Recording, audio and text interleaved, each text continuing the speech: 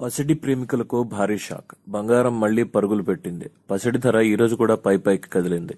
బంగారు ఆభరణాలు కొనుగోలు చేయాలని భావించే వారికి ఇది బ్యాడ్ న్యూస్ అని చెప్పొచ్చు. అంతర్జాతీయ మార్కెట్లో బంగారం ధర పెరుగుదల నేపథ్యంలో దేశీయ మార్కెట్లోనూ పసిడి ధర పరుగులు పెట్టిందని బులియన్ మార్కెట్ నిపుణులు పేర్కొంటున్నారు. బంగారం ధర పెరిగితే వెండి ధర కూడా ఇదే దారిలో నడిచింది. హైదరాబాద్ మార్కెట్లో బంగారం ధర భారీగా పెరిగింది. శుక్రవారం 10 గ్రాముల 24 క్యారెట్ల బంగారం ధర 300 పైకి కదిలింది. దీంతో 52,500కు చేరింది. అదే సమయంలో 22 క్యారెట్ల బంగారం ధర కూడా పెరిగింది. 10 గ్రాముల బంగారం 300 రూపాయల పెరుగుదలతో 48,150కు చేరింది.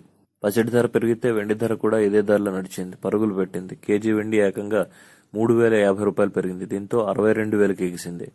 వెండి సరఫరా తగ్గడం సహా పరిశ్రమ యూనిట్లు తయారీదారుల నుంచి డిమాండ్ పుంజుకోవడం ఇందుకు ప్రధాన కారణంగా చెప్పుకోవచ్చు.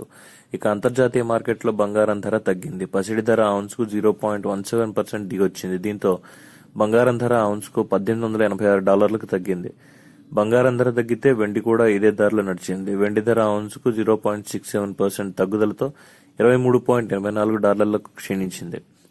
దేశ రాజధాని ఢిల్లీ మార్కెట్లో కూడా పసిడి ధర పెరిగింది. 22 క్యారెట్ల 10 గ్రాముల బంగారం 250కి పైకి కదిలింది. దీంతో 49,000కు చేరింది.